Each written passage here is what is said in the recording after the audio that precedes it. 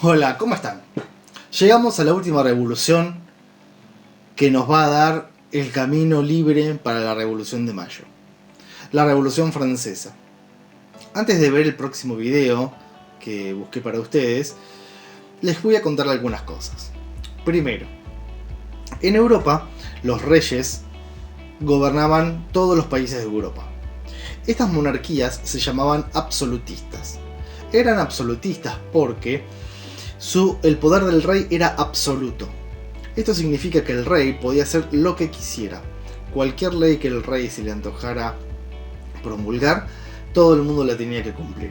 Porque creían que Dios le daba el poder directamente al rey. Solamente Dios estaba por encima del rey. Entonces la iglesia eran los aliados principales de los reyes absolutistas, porque la iglesia es el representante de Dios en la tierra. Por lo tanto, entre los reyes, la monarquía y la iglesia, los sacerdotes, mantenían un gran estándar de vida a costa del pueblo. Además, la corriente de pensamiento económico era el mercantilismo. Este decía que las riquezas se medían de un país o de una persona por la cantidad de metal precioso que acumularan, oro y plata y todas estas cuestiones de dinero económicas, monedas de oro y demás. Entonces, ellos acumulaban toda esta riqueza a costa del trabajo del pueblo, que era la mayoría de las personas. Bien, entonces, tenemos que el poder del rey venía de Dios. Le imponían esta estructura de pensamiento a la gente, entonces la gente no podía discutir, la monarquía era absoluta, el rey hacía exactamente lo que quería. Entonces, ahora vamos a mirar este video que tiene muchísima información, prestale atención, después yo te voy a guiar con algunas preguntas. Y vamos a decirte qué es lo más importante que tenemos que tener en cuenta sobre este video. La Revolución Francesa fue el cambio político-social más importante que se produjo en Europa a finales del siglo XVIII. Fue un periodo violento en el que se derrocó el antiguo régimen, para acabar instaurándose un nuevo régimen donde la burguesía, apoyada en ocasiones por las masas populares, se convirtió en la fuerza política dominante. Veamos los detonantes que iniciaron esta revolución. Siglo XVIII. Nos hallamos en Francia. La corriente de pensamiento vigente es el pensamiento ilustrado. Las ideas de gente como Voltaire, Rousseau, Montesquieu han hecho mella en la sociedad. Sostenían que el conocimiento humano podía combatir la ignorancia, la superstición y la tiranía para construir un mundo mejor. Este tipo de pensamiento se expandió a través de reuniones realizadas en casas de gente adinerada, en las que participaban intelectuales y se hablaba de filosofía, política y literatura. Se leía la enciclopedia, una iniciativa de Diderot y d'Alembert que contó en sus sucesivas publicaciones con numerosos colaboradores que escribieron miles de artículos para dejar plasmado el pensamiento ilustrado. La enciclopedia contribuyó al descrédito del sistema. Una sociedad culta que piensa por sí misma era la mejor manera de asegurar el fin del antiguo régimen. Los principios basados en la razón, la igualdad y la libertad estaban presentes en la mentalidad de los franceses. No solo de los franceses, las ideas ilustradas se habían extendido por Europa y sus colonias. Al otro lado del océano, la Ilustración había servido de impulso para que un 4 de julio de 1776 las 13 colonias norteamericanas consiguieran su independencia. Francia se hallaba bajo el dominio de una monarquía absolutista. Reinaba por entonces Luis XVI, que estaba casado con María Antonieta. El poder del rey y de la nobleza eran la base de este régimen. El Estado se encontraba en una situación económica bastante precaria. Los gastos militares y las malas cosechas crearon una gravísima situación social. El pueblo pasaba hambre, mientras el lujo y el despilfarro del rey y la nobleza continuaban como si nada, endeudando más las arcas del Estado. La mentalidad ilustrada más el descontento social provocaron el caldo de cultivo perfecto para que estallara la revolución. Pero antes vamos a ver cómo estaba dividida la sociedad francesa. La sociedad estaba compuesta por 3 sectores sociales llamados estados. El primer estado era la iglesia, no pagaba impuestos, recibía de los campesinos el diezmo, es decir, la 10ª parte del producto de sus cosechas. Solo la iglesia podía legalizar casamientos, nacimientos y defunciones, y la educación estaba en sus manos. El segundo estado lo componía la nobleza. dueños de las tierras. La nobleza tampoco pagaba impuestos. Los campesinos les pagaban un tributo y solo podían venderles sus cosechas a ellos. Era una casta encerrada en sí misma. El primer estado y el segundo estado, es decir, el clero y la nobleza, sumaban un 3% de la población.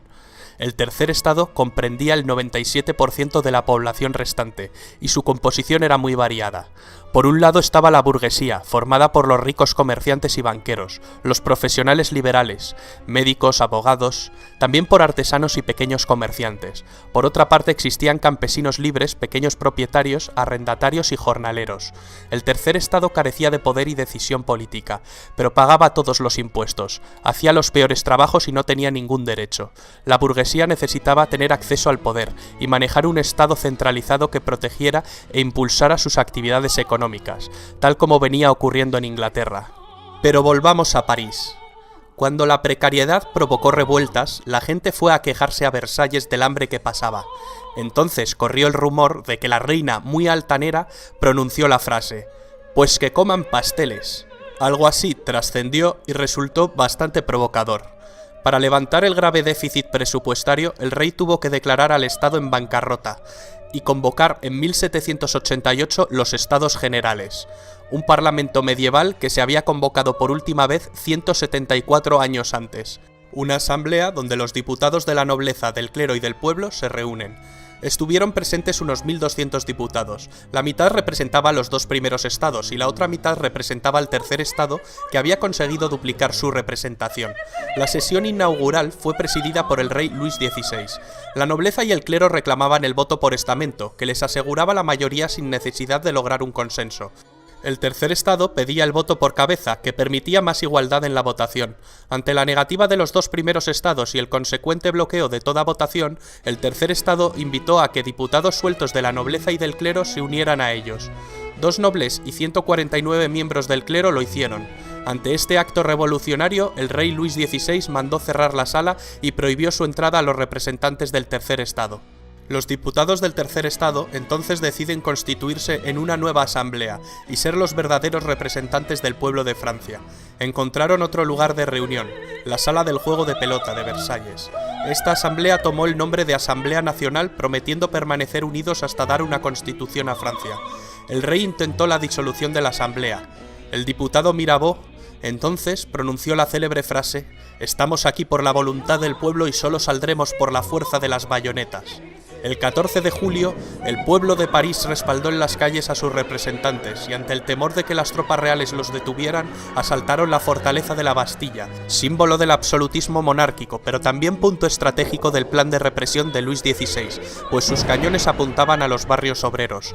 Tras 4 horas de combate, los insurgentes tomaron la prisión. Retornando al ayuntamiento, la multitud acusó al gobernador de la prisión de traición. Le apuñalaron y recibió un balazo que lo mató. Su cabeza fue cortada y exhibida en la ciudad clavada en una pica, naciendo desde entonces la costumbre de pasear en una pica las cabezas de los decapitados, algo que se volvió muy común durante la Revolución. La toma de la Bastilla dio a los radicales y al pueblo de París mucha confianza en sí mismos, lo que tuvo su expresión en la prensa. Jean-Paul Marat, un médico que fundó un periódico de enorme éxito, se convirtió en la voz de la revolución y en una especie de líder del proletariado con su continua hostigación a los ricos. El rey acabó cediendo e invitó a la nobleza y al clero a que se unieran a la nueva Asamblea Nacional. La Asamblea adoptó el nombre de Asamblea Constituyente. Entre las labores que llevaría a cabo la Asamblea Constituyente destacan la aprobación de la Declaración de los Derechos del Hombre y del Ciudadano, la supresión del feudalismo, la apropiación de los bienes de la Iglesia, la constitución civil del clero, la libertad de prensa y, por supuesto, la redacción de una constitución. En esta asamblea se sentaban a la derecha los que defendían una monarquía parlamentaria. A la izquierda, partidarios de una república, se sentaban los que representaban los intereses de las clases medias y populares. Así nace la definición ideológica del concepto entre ser de derechas o de izquierdas. A finales del mes de septiembre de 1789, en París circulaba el rumor de que el rey estaba formando sus tropas, y los periodistas, con Marat a la cabeza, azuzaron a la gente con el fin de que reaccionase. La gente marchó a Versalles, acampó, organizó revueltas a las afueras de Palacio e incluso un grupo de mujeres entró en Palacio y decapitó a miembros de la Guardia Real. Después exigieron al rey que trasladara su residencia de Versalles a París, y así lo hizo. Una gran multitud desfiló a París y el rey tuvo que alojarse en el Palacio de las Tullerías. Era una manera de tenerle más controlado y poder someterlo a la voluntad popular. La Asamblea Constituyente, que trasladó también su cámara a París, consigue aprobar la Constitución en 1791. Francia funcionaría como una monarquía constitucional. La Constitución establece que la soberanía reside en la nación y ya no en el rey. Al rey no le queda otra que aceptar la Constitución. Con su poder enormemente debilitado, el rey empieza a pergeñar un plan para recuperar su poder. Sabe que solo puede hacer esto con la ayuda de un ejército extranjero. Su plan es escapar de las Tullerías para alcanzar la frontera más cercana. El rey y la reina se disfrazan de criados y escapan durante la noche. Cuando están a punto de alcanzar la frontera con Austria, su plan fracasa. Les descubren y les apresan. En este momento, el doctor Guillotin había propuesto un sofisticado método de decapitación que presenta a la Asamblea. El periodista Marat, entusiasmado con este artefacto, apoda al aparato guillotina. Acabará teniendo un papel muy importante. Con los reyes presos y por miedo a un ataque inminente, la Asamblea se anticipa y declara la guerra a Austria, el país de la familia de María Antonieta. Pronto Prusia se une a Austria. El 10 de agosto de 1792, las masas asaltaron el Palacio de las Tullerías y la Asamblea Legislativa suspendió las funciones constitucionales al rey. La Asamblea acabó convocando elecciones con el objetivo de configurar por sufragio universal un nuevo parlamento que recibiría el nombre de Convención Nacional.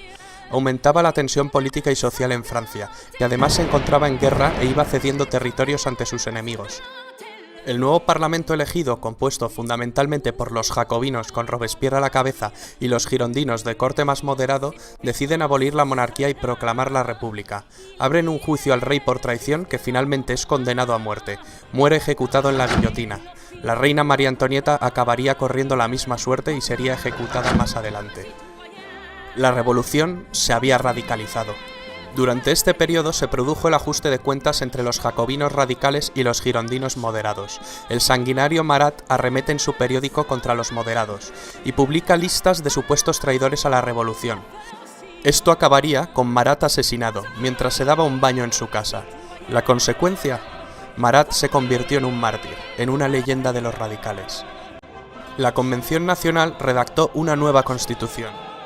Creó también un nuevo calendario, según el cual el año 1792 se convertiría en el año 1 de su nueva era. Cambiaron los nombres de los meses, floreal, brumario, germinal. Se quitó la semana con el fin de suprimir las connotaciones religiosas del domingo y cada mes se dividiría en 3 periodos de 10 días. Los grandes oradores Robespierre y Danton son las figuras revolucionarias que cobraron más protagonismo en este momento. El poder legislativo de la nueva república estuvo a cargo de la Convención, mientras que el poder ejecutivo recayó sobre un órgano de nueva creación, el Comité de Salvación Pública, con el fin de salvaguardar la república. Este órgano cayó bajo el mando del jacobino Robespierre. Los jacobinos desataron lo que se denominó el Reinado del Terror, entre 1793 y 1794, una especie de dictadura jacobina. El experimento republicano francés acabó evolucionando en un régimen terrorista. Entre 10.000 y 40.000 personas fueron guillotinadas ante acusaciones de actividades contrarrevolucionarias. Los inclementes responsables del terror sirvieron mal a los ideales que decían defender. Sacerdotes y miembros de la nobleza fueron guillotinados. Mientras tanto, en la guerra en la frontera, un joven general está comenzando a ganar algunas batallas para la República Francesa. Se llama Napoleón Bonaparte, pero en el interior una rebelión que llegó a convertirse en una verdadera guerra civil enfrentó a los partidarios de la Revolución Francesa y a los contrarrevolucionarios. Se denominó la Guerra de la Vendée. La locura colectiva hizo que los propios líderes revolucionarios corrieran la misma suerte al ser acusados y condenados por celos de sus rivales o por aspirar a una dictadura personal. Robespierre propone más terror como un camino hacia la virtud. Danton, sin embargo, cree que es el momento de acabar con el terror. Consecuencia: guillotinan a Danton. Aumenta el número de ejecuciones, lo que se conoce como el Gran Terror. La locura de Robespierre solo podía acabar de una manera, con su cabeza cortada en la guillotina. Con la caída de Robespierre acabó el terror, pero no la revolución. Finalmente, en un intento de moderación, en 1795 se promulgó la nueva Constitución del año 3, que había elaborado y aprobado la Convención durante los meses anteriores. Se trataba de una constitución muy diferente a la de 1793 y en esencia volvía a los principios de la Constitución monárquica de 1791. Las dos novedades principales que presentaba era que el poder legislativo estaba compuesto por 2 cámaras, siguiendo el modelo británico, y que el ejecutivo estaba integrado por 5 personas, que formarían el directorio, el nombre con el que acabaría conociéndose al nuevo régimen republicano. El directorio es una fase entre 1795 y 1799 de carácter más moderado. Este periodo está caracterizado por la disensión entre los directores y una grave crisis económica. Napoleón Bonaparte, retornado de su campaña en Egipto, encontró la motivación para dar en 1799 un golpe de Estado, el del 18 de Brumario. Se hizo proclamar primer cónsul de la República. Comienza la fase política del consulado. En esta etapa consiguió restablecer el orden interno con gran apoyo del pueblo francés. La economía volvería a crecer. En 1804 vuelve a dar otro golpe de timón mediante un plebiscito y Napoleón se proclama emperador. Para muchos historiadores aquí acabó la revolución, pero el grito de la revolución aún pervive hoy en día en todas partes. Libertad, igualdad y fraternidad. Estas palabras cambiaron la historia de Occidente para siempre.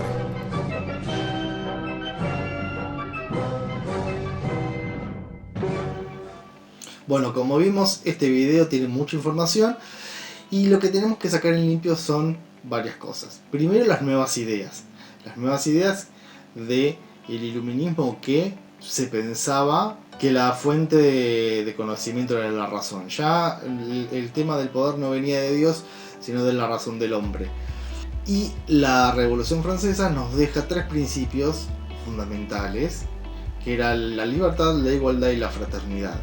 En la Revolución Francesa sacan un sistema de reinos que estaba impuesto a la monarquía absoluta. Tenían que empezar a ver y a probar qué sistema de gobierno les iba a servir. Por eso también tienen tantos problemas después de haber sacado a la monarquía. Y luego surge Napoleón, que Napoleón va a ser ya uno de los detonantes que vamos a ver en la Revolución de Mayo. Así que bueno, realizar las preguntas que te envío en el documento en línea y después los discutimos en el Zoom. Hasta luego.